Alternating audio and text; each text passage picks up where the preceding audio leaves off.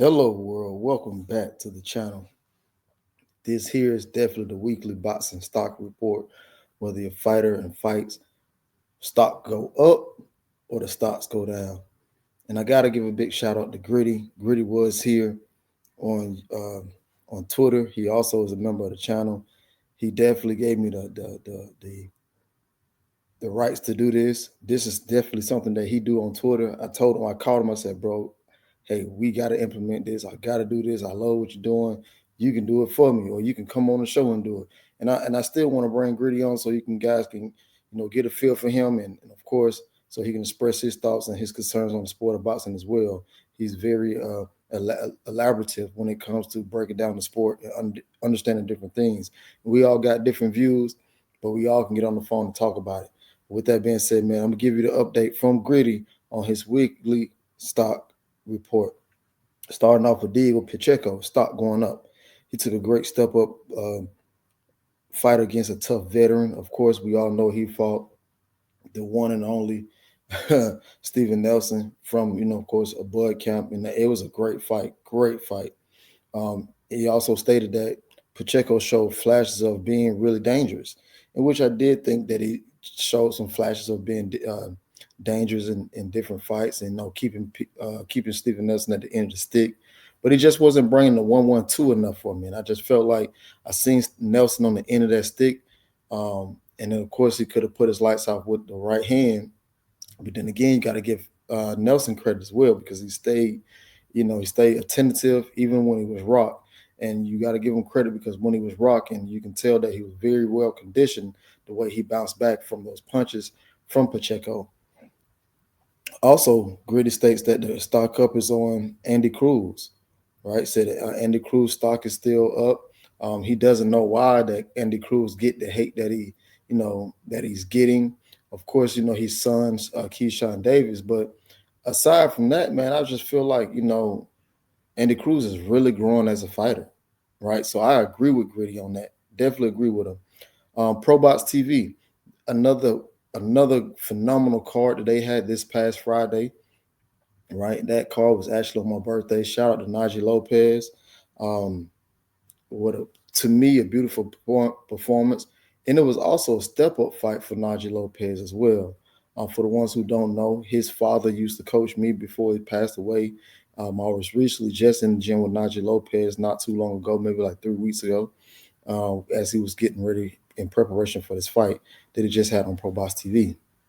Uh, Stock Up report also stocks. Gritty says that Nelson and McCombie, of course, McCombie is the guy who fought Caleb Plant. Steven Nelson did have a strong showing. Me personally, I believe the fight probably would have been even closer if it wasn't for that cut. Nelson did start, I ain't gonna say started late, started early, but that cut kind of hindered him from progressing throughout the fight, but he picked it up towards the end of the fight.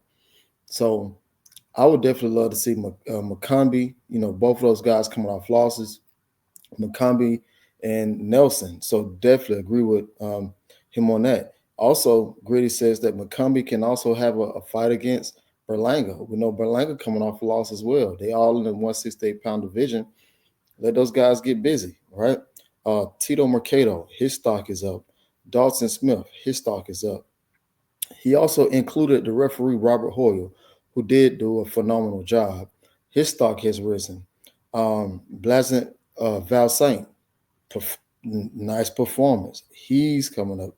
Then, of course, the Gritty also added Japan Boxing. Japan Boxing, they got some phenomenal fighters over there. I've been paying attention. Got a chance to see Noya Inoue fight that morning.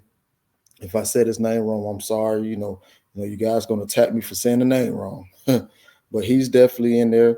And Zaquin Moses, I'm really impressed with Zaquin Moses. Of course, he is still early in his career, and he's only going to get better. So the stock report on that, Gritty says that those guys, those particular veterans, stock has risen. Now, Gritty also has the stock down report. The sniper, Jose Pedraza. Hey, listen, Jose Pedraza is not the Pedraza from 2015, 10 years ago. I remember when I seen him 10 years ago on Deontay Wilder's first title defense. in Tuscaloosa, Alabama. Jose Pedraza is nowhere near what he used to be. Me personally, I believe that Tank took it all of him out of him. I want to say that he did give a good fight. His last previous two fights, he did give a good showing, but it's time for Pedraza to hang it up.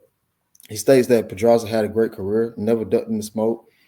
It's just past his time. It's time for him to elect to retire, right? Also, stop down report for Gritty reporting. He says that Chris Mannix carrying the broadcast, terrible, should not be happening. Says Jeremiah Melton stock has went down. He says UK undercard stock has went down. Eric Priest, Omar Salcido, stock has run down. And Ray Ford, speaking on the mic, his stock has went down from speaking on the mic, right? And I thought that was funny because Ray Ford was, he was kind of dry. I'm not sure if he was just, um, I guess you would say, I'm not gonna say stage fright, but scared to speak intentively into the mic and give the fans his perspective of what he see during the fight when he was announcing. Things that kind of stayed the same. Gritty feel like these things stayed the same. So we call the middle wages. He said, "No, you're in a way good performance, but without what did y'all really expect? Hoping for a lunch, hoping for a much more interesting next opponent next time around. I think we can all agree with that. Jen Sasaki, Steven Nelson, pretty much stayed the same. For Nelson, from my perspective on Nelson, I think his stock has risen. I think his stock risen because he showed not only can he finish a fight, but he's gonna come to fight. And like I said before, if it wasn't for the cut that hindered him, it would have been a lot closer fight. Trust me. And he gave Pacheco a lot of different fits. Gritty also said it was a great week of boxing. The best fight on the calendar is next week, Benavidez versus Morrell. He said send all your bets and few other fight cards to warm you up. Of course, David Benavidez, David Morrell fight September 1st. This upcoming Saturday. Of course, it's gonna be the T-Mobile Arena in Las Vegas. You got the UK card, Matchroom card, right? That's January 31st, and that's going to be at the O2 Arena in London. Sergey Lipyets, right? Sergey Lipyets, he's back in the ring against Adam Zaim. So they will be fighting February 1st. Of course, that'll be in Wembley Arena. And then, of course, you got in Nero 31, Gladiators, right? That's definitely going to be popping off as well. So it's a good fight week to start off. But with that being said, man, that is the Gritty weekly stock report. And I definitely will be doing this for Gritty. And I definitely want to get Gritty to come on as well and let you guys hear his takes on his stock report. He's been doing this for a good little minute, and it got me interested. I actually take time to read it myself. And if you guys follow Gritty on Twitter, I think you guys should give him a follow and give him some input on his stock report as well. With that being said, I'm out. Love, peace, happiness, and hello, world.